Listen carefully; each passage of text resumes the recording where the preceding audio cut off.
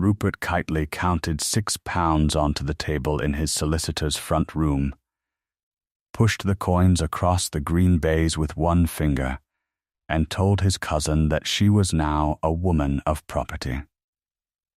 There were 4 people in that room in Marchford on the 14th of November, 1861, and 3 of them laughed. Rupert laughed first, because it was his joke.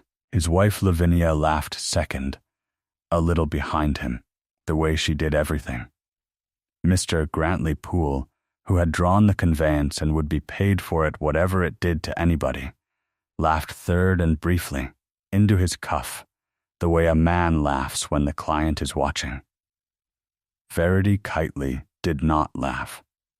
She was 21 years old.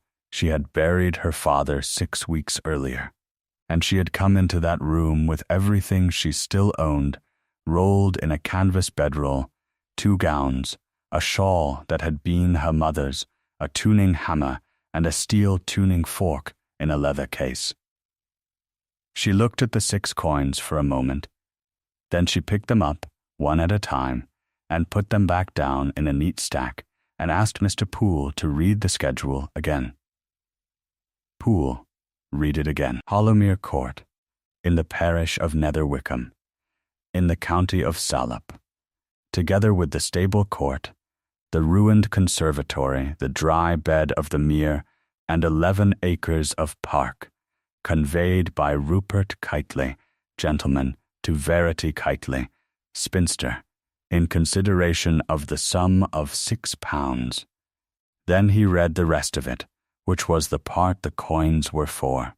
The purchaser to take the property subject to the drainage rate for the year, £31 and some shillings, unpaid since 1858.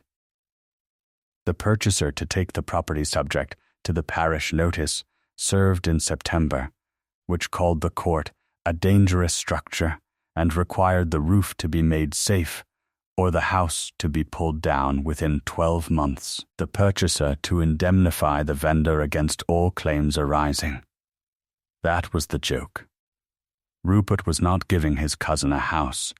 He was giving her a bill, a demolition order and a debt, and getting her signature on a paper that took all 3 off his own hands forever.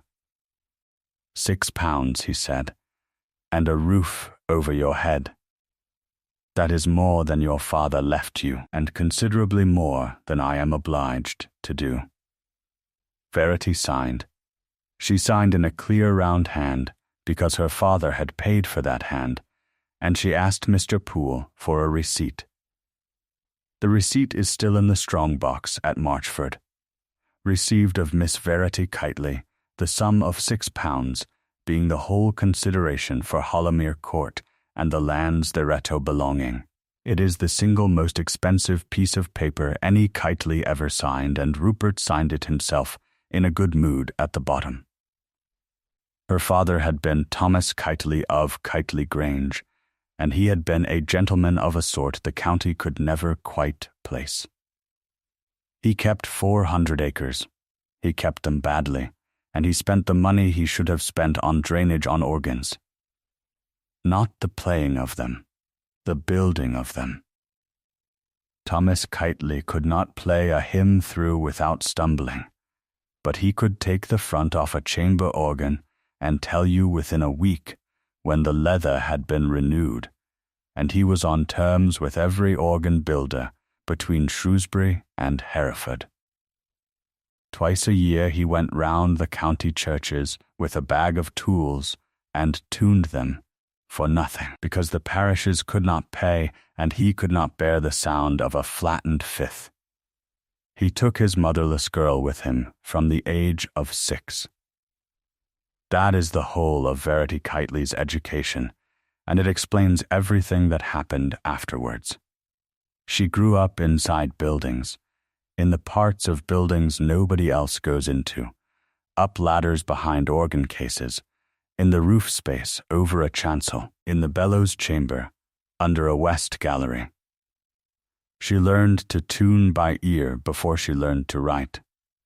She learned that lead sings and oak thuds and plaster over a solid wall gives you a dead short knock, and plaster over a hollow gives you a note. She learned, because her father made a game of it, to walk into a strange church and say how big it was with her eyes shut. None of that was worth anything. When Thomas Kytely died in the first week of October 1861, the Grange went where it had always been going to go.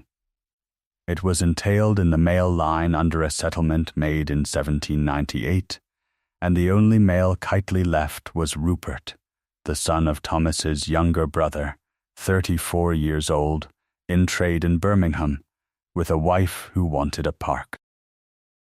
Rupert was at the Grange within 9 days. He was not cruel about it, in a way that would have looked well in a story. He was worse than cruel. He was reasonable. He explained to Verity, in her father's own bookroom, with the fire lit, that the law was the law, that he had no obligation whatsoever, that he was nevertheless a Christian man, and that he had thought of something. There was a house on the settled lands that was not worth the rate on it. It had stood empty for 50 years. He would make it over to her, absolutely, for a nominal sum, so that nobody could ever say the Kytleys had turned a girl out of doors. He genuinely believed he was being generous. That is the part the county could never get over afterwards. Rupert Kytely spent the rest of his life insisting that he had been generous, and the terrible thing is that he was telling the truth as he understood it. She walked to Hollowmere Court from Marchford on the 15th of November, 7 miles, with the bedroll over one shoulder and the £6 in her glove. The road comes at the house from the south, over a low ridge, and the county still says there is no worse way to see Hollowmere Court for the first time, because you see all of it at once. Sir Wilmot Kytely built it between 1794 and 1798, on money he made as envoy to a small German court, and he built it to be seen from that ridge. 11 bays across the front, 3 stories and a basement, grey ashlar stone gone black in the joints, a stone balustrade along the parapet with half its urns down, and behind the parapet, sitting over the stair hall in the middle of the house, a lead dome 44 feet across with a glazed lantern on top. By 1861, the dome was the colour of a storm cloud, and the lantern glass was mostly gone. The mere that gave the place its name had been drained by Sir Wilmot's son in 1809, and never came back. What was left in front of the house was a shallow, dry hollow of rushes and frozen mud, 20 acres of it, with the old stone landing stage standing up in the middle of nothing like a jetty in a dream. The east front had carried a conservatory 120 feet long. Its iron ribs were still up. Its glass was on the ground in a bright, shattered drift that crunched for 30 yards in every direction, and threw the winter light straight back up at the walls. There was a broken cartwheel in the drive, half sunk. There was a plough by the stable arch that had rusted into one solid orange object. There were rooks. It was a hard, bright frost that afternoon, the sky one flat sheet of white, and the whole enormous house stood up out of that white light without a single warm thing in it. Verity Kytely stood on the ridge for a long time. Then she walked down the drive, and the drive took her all the way to the door, because Sir Wilmot had built it that way too. The key that Poole had given her did not fit anything. She got in through the kitchen court, through a scullery window with the bars rusted out, and she went through that house room by room until the light went, counting doors. 51 rooms. 9 of them had a floor she would trust. The great stair hall in the centre had a hole in the marble pavement where a lantern light had come down through the plaster dome 11 years before, and there was a dead ash tree growing in the state dining room, in through the window and up through the ceiling, and it was doing well. That night she made a fire in the housekeeper's room off the kitchen, because it was the only chimney that drew, and she found a lamp, and she put it in the west window of the ground floor, and she lit it. She did that because she wanted to be able to find the room again from the yard. That is all. There was no plan in it. But Nether Wickham is a mile off across the fields, and Nether Wickham had been looking at that black house on the ridge for 50 years, and at 9 o'clock that night, for the first time since anyone under 60 could remember, Hollowmere Court had one window lit. The village talked about it for a week before anybody walked up. She had £6 less the price of a lamp and a sack of coal, and she had 51 rooms, and she was very clear with herself from the first morning about which of those two facts was the emergency. So she went to work, and she went to work at the only trade she had. There were 9 parishes within a day's walk of Nether Wickham, and every one of them had an instrument nobody had touched since the last man who understood it died. She wrote to 7 incumbents in her father's name and her own hand, offering to tune and regulate for her keep and the carrier's fare, and 4 of them wrote back, and by the middle of December she was earning between 8 and 14 shillings a week, in winter, on the road, in a gown that had been dyed once and turned at the cuffs. It was not enough to mend a roof, it was enough to eat, and to buy candles, and to pay Tobias Reed, and that turned out to be the whole of what she needed. The other thing it bought her was Nether Wickham. A village will forgive a great many things in a person who is visibly working, and cannot forgive anything at all in a person who is visibly waiting. Within a month, the carrier Amos Pike was leaving her coal at the kitchen court without being asked and taking his money when she had it. Mrs. Hollowmere sent up a pot of dripping at Christmas with a boy who ran the whole mile back. Nobody in that parish ever called Verity Kytely a lady. What they called her in the wheat sheaf was steady, and in Salop in 1861 that was the higher of the two. The wheat sheaf at Nether Wickham had 2 settled opinions about Hollowmere Court, and Mrs. Dorcas Hulme, who had kept the house for 19 years, would give you either one for the price of a pot. The first opinion was that the place was unlucky, which in that parish was as near as anybody came to saying cursed. Sir Wilmot's son had drained the mere and died in 1812. The house had been shut in 1813.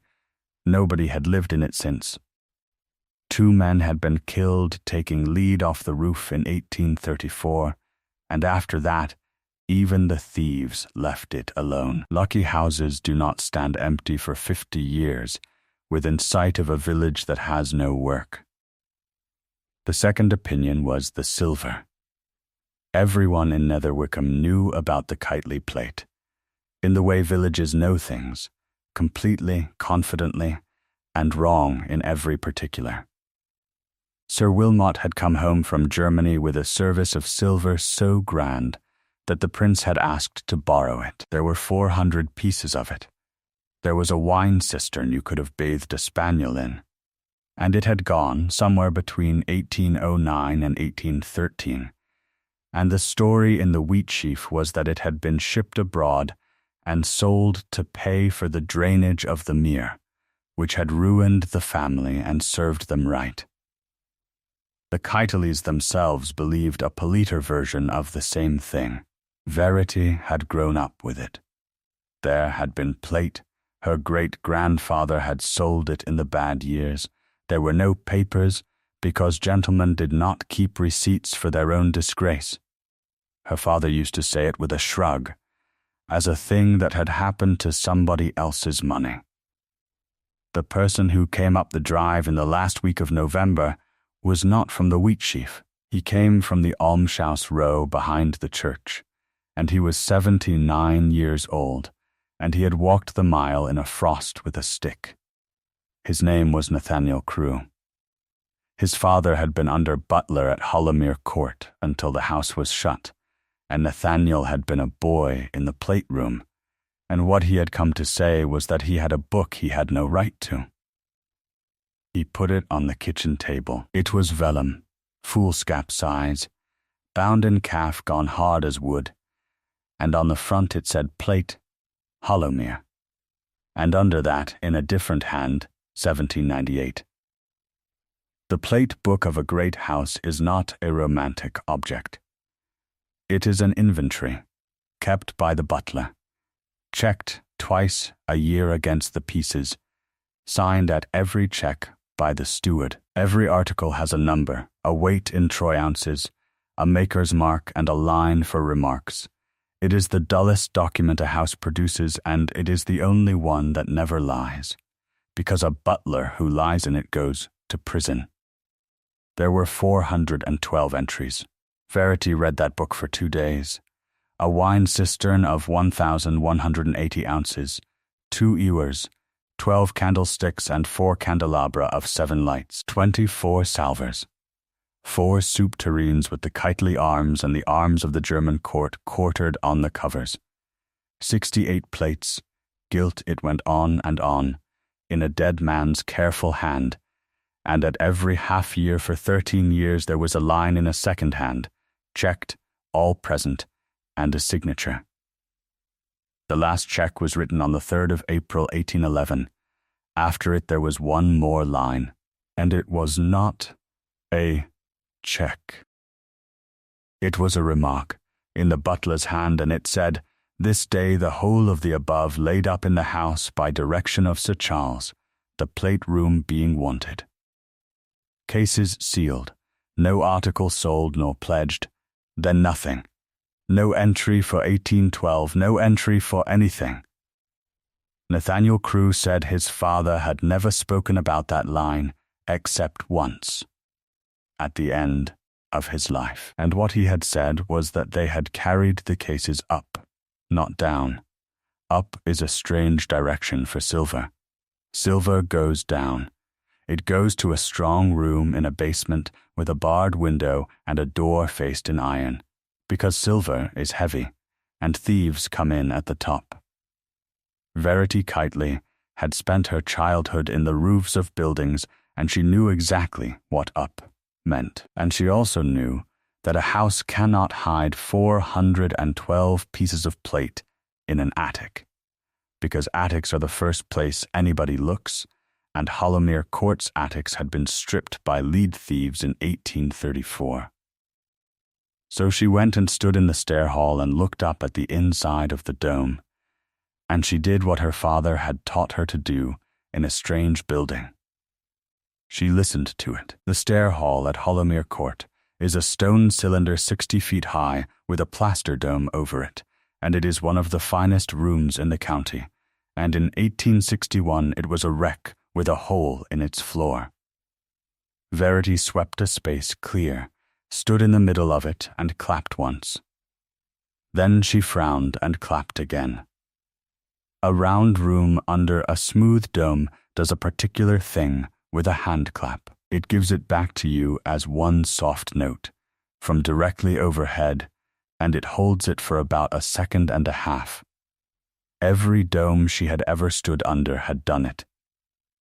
This one gave her the note back, held it, and then, a fraction behind, gave her a second duller sound from the north side, lower in pitch, and gone almost at once. She spent 11 days on that second sound. She had a ladder from the stable, and her father's tools, and a steel tuning fork. The method was the one she had learned at the age of 9 on the west gallery of Nether Wickham Church. You strike the fork, you hold the stem against the plaster, and you listen to what the wall does with the note. Solid masonry behind the plaster swallows it. A cavity behind the plaster takes the note and gives it back to you with a body to it, a hum you can feel in the bones of your hand. She went round the base of that dome on a ladder, a foot at a time, striking and holding, in a cold that cracked her knuckles open. The south half of the dome was solid to the touch and to the ear.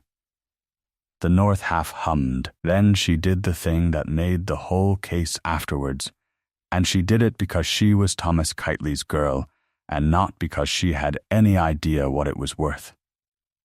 She measured.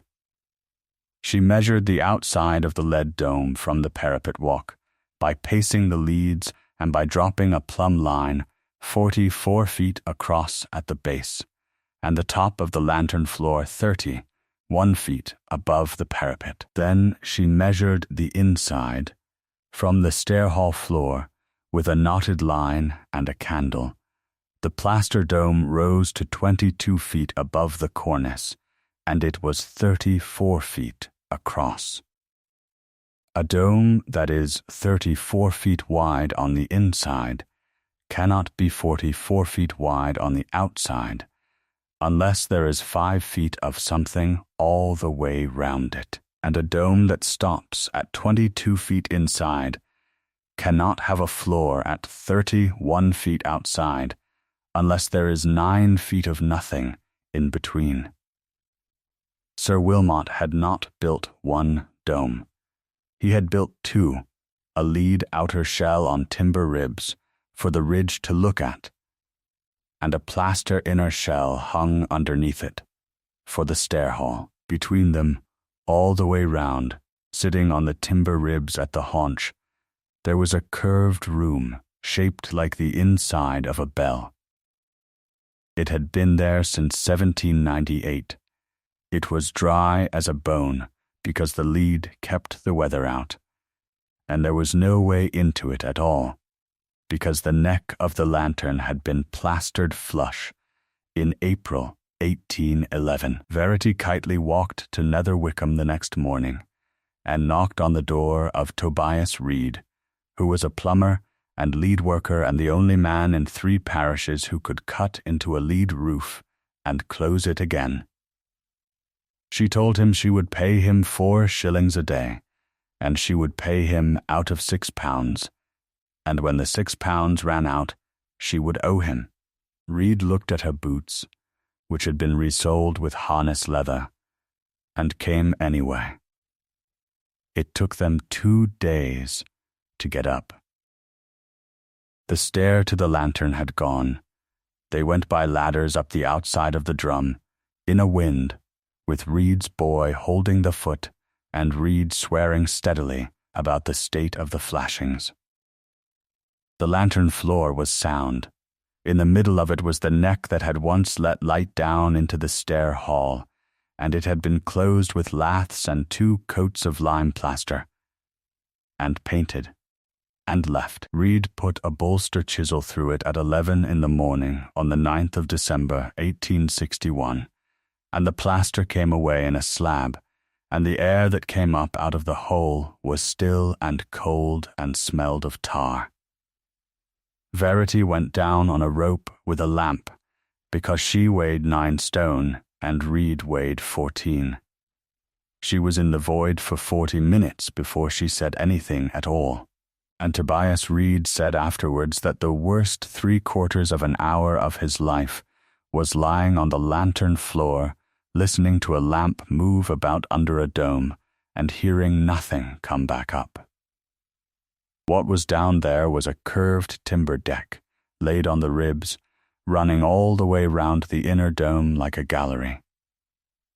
On it, chalked with wedges and lashed to the ribs with rope gone hard as iron, stood 41 cases of deal, tarred on the outside, each one sealed at the joints with pitch, each one with a number painted on the end in white. The lid of case 1 came off with a chisel. Inside was sawdust, and in the sawdust wrapped in green baize that fell apart at a touch, was something the size and shape of a hip bath. It was black, not tarnished the way a neglected teapot is tarnished, but black all through, dead black, like something dug out of a slag heap, and when Verity rubbed it with her thumb, the black came away and left a stripe of white metal so bright in the lamplight that she put her hand over it. It was the wine cistern. 1,180 ounces of it, 2 handles cast as vine stalks, and on the front under the black, the Kytely arms quartered with a foreign coat, and along the rim the maker's mark and the London date letter for 1797.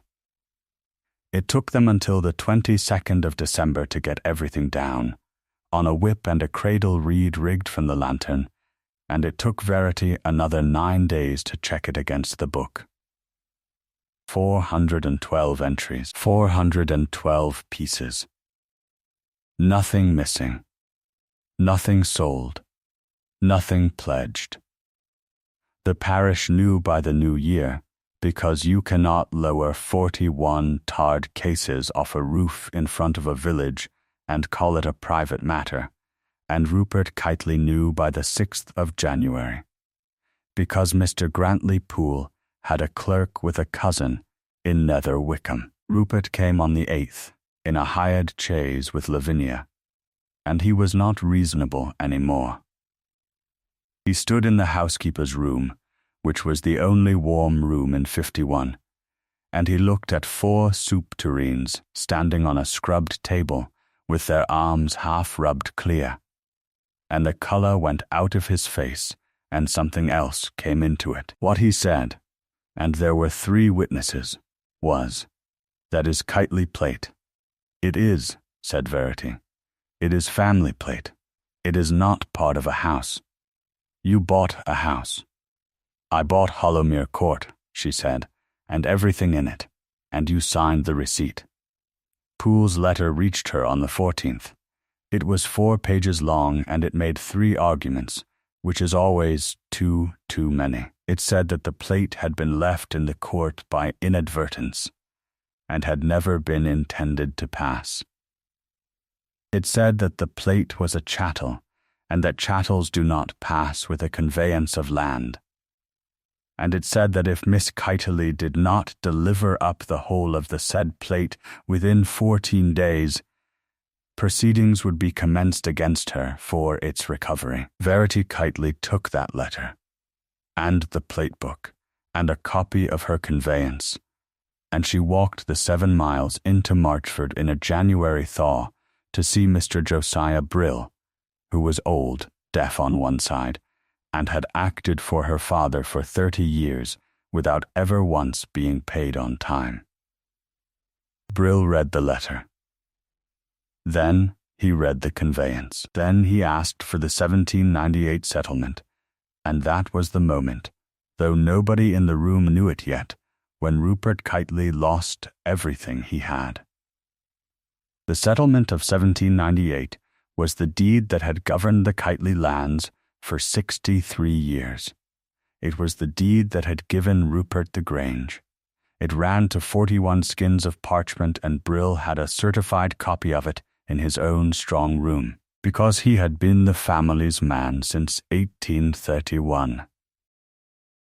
On the 26th skin, after the trusts of the land and before the powers of leasing, there was a clause that nobody in the family had read, since the man who wrote it died. It settled certain chattels. It listed them by reference to the plate book of that year.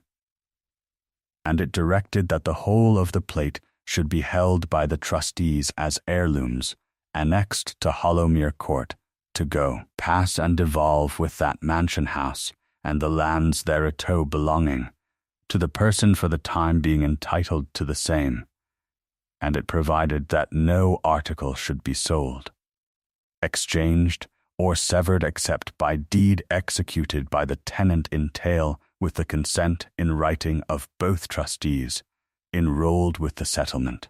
Sir Wilmot had done a very ordinary thing for a man who had just spent a fortune on silver.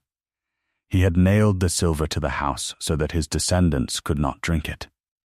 Brill sat with his one good ear turned to the window for a while, and then he said the sentence that Verity repeated for the rest of her life. "Miss Kytely, your cousin cannot win this. He can only choose how he loses," because the trap was perfect, and Rupert had built it himself, and it was made out of the only two things he could say. If Rupert said the plate had been sold in 1811, as the family had believed for 50 years, then the plate was not his. It had gone to a purchaser 2 generations ago, and no Kytely had any interest in it whatever, and he could not sue for the recovery of somebody else's goods. He would have to prove the sale, and no sale had ever been enrolled, and the butler's own hand said no article sold nor pledged. If Rupert said the plate had never been sold, which was now provably true, then the plate had never been severed from the settlement. It had remained what the deed made it in 1798, an heirloom annexed to Hollowmere Court, going and devolving with the mansion house to whoever was entitled to the mansion house. And on the 14th of November 1861, in Mr. Poole's front room, in consideration of £6, Rupert Kytely had conveyed the mansion house to his cousin Verity, absolutely, in fee simple, free of all encumbrances, with a covenant for further assurance and his own signature at the bottom of the receipt. He had sold her the dome, and the deed of 1798 had put the silver inside it. The matter came before the county court at Marchford on the 19th of March, 1862, and it lasted 2 days, and it was the best attended sitting in the memory of the town. Mr. Poole, who had to say something, said both things. He said in the morning that the plate had been sold and later returned by inadvertence, and he said in the afternoon that it had never left the family's ownership at all, and by the end of the first day everybody in the room, including the judge, could see him standing on both sides of a hole. Then he made his one real mistake.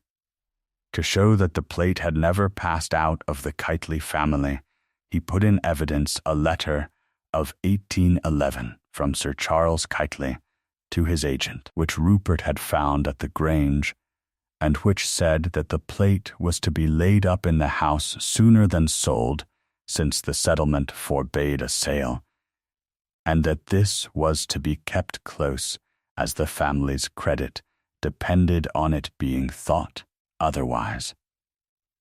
It was the best possible proof that the plate had never been severed. Brill read it aloud twice, slowly, and asked the court to note that the vendor's own document established the very annexation on which his cousin relied.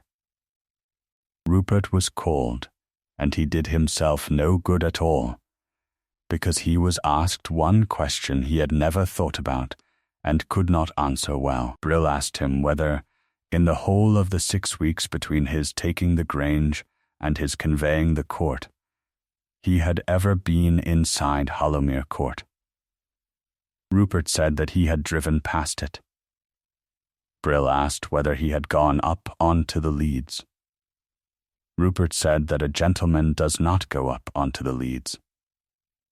Brill said that he had no further questions, and sat down, and the room understood him perfectly, because half of it had been on that roof in December for 4 shillings a day.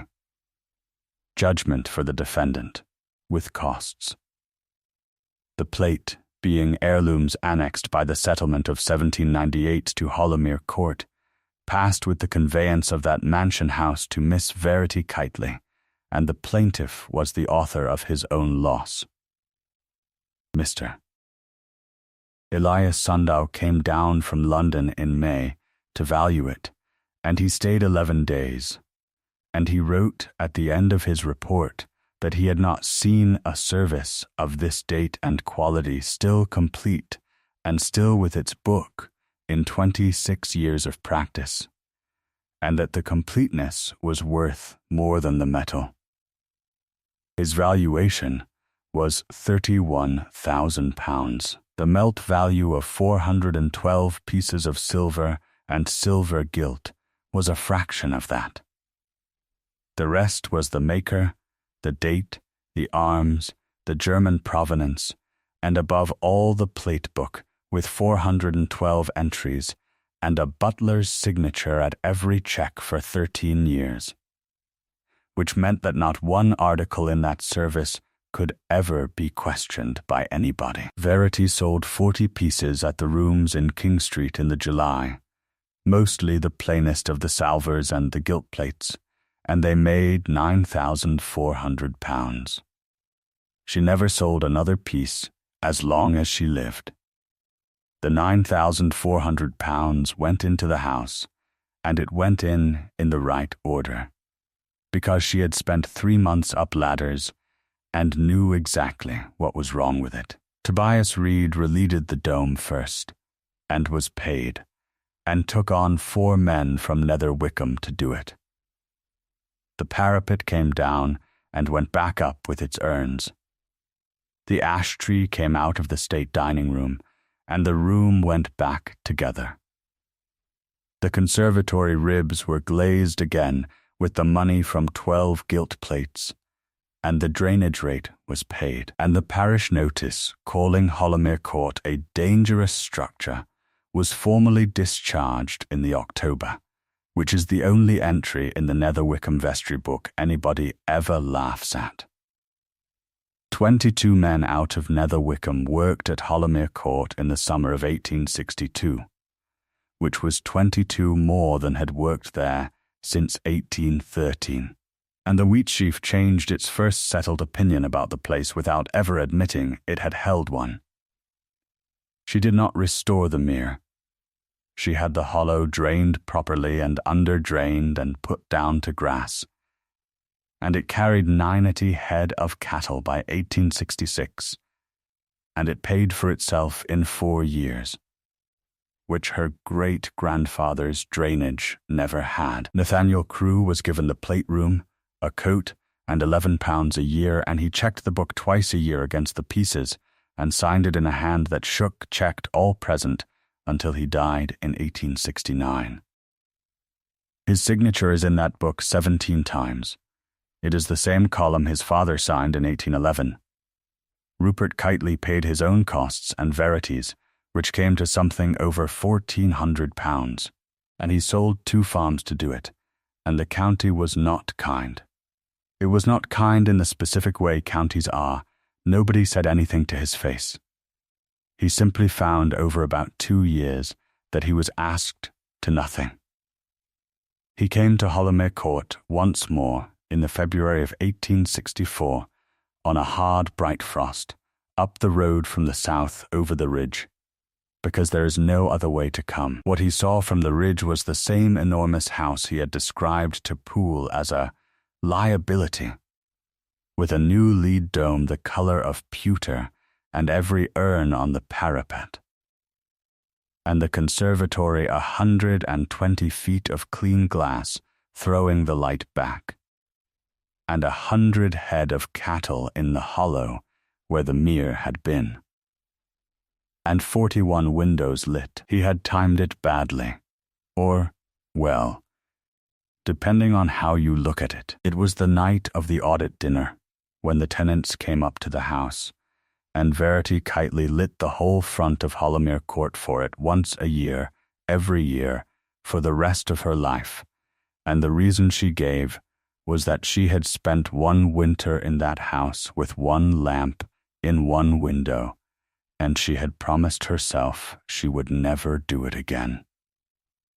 Rupert did not go in. He sat in the chaise at the top of the drive for a while, and then told the man to turn round.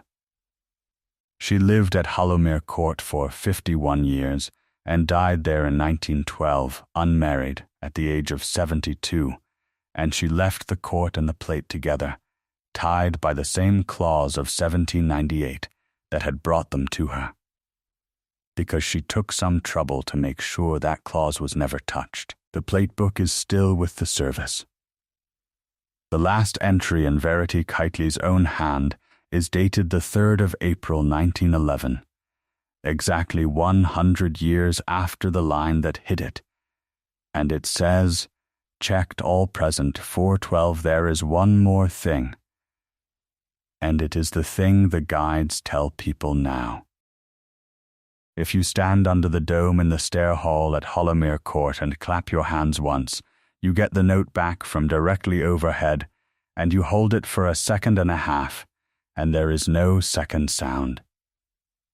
Reed closed the neck of the lantern properly in 1862, and the void above you is empty and swept and dry. But she left the ladder brackets in the plaster, all the way round the north side, painted the same color as the wall. She was asked about them once, by a man from the County Archaeological Society, who wanted to know why a woman would leave the scars of the search in a room she had spent £400 restoring. Verity Kytely was 70 by then, and she gave him the answer her father would have given. "Because a house tells you the truth," she said, "if you are willing to stand on a ladder in the cold and ask it." My cousin owned that dome for 6 weeks, and never once put his hand on it. I have never known what to do with people who will not touch a thing before they sell it.